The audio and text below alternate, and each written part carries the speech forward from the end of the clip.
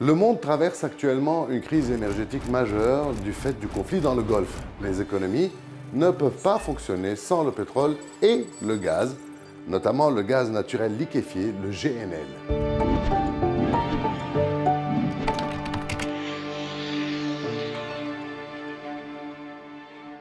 C'est du gaz qu'on refroidit à moins 162 degrés pour le transformer en liquide.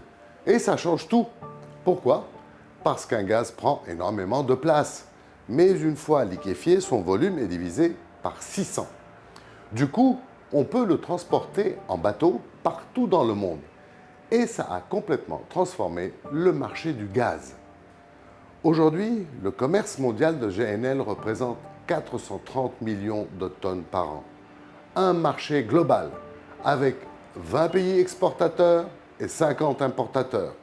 Côté producteur, 3 pays dominent très largement: les États-Unis, le Qatar et l'Australie.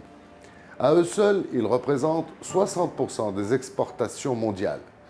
Les États-Unis sont aujourd'hui numéro 1 avec une production qui a explosé en 10 ans.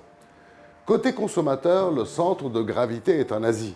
Chine, Japon, Corée du Sud absorbent à eux seuls la moitié du GNL mondial. L'Europe, elle, est devenue un gros importateur plus récemment. Par exemple, elle a importé plus de 140 milliards de mètres cubes de GNL en 2025, en grande partie depuis les États-Unis.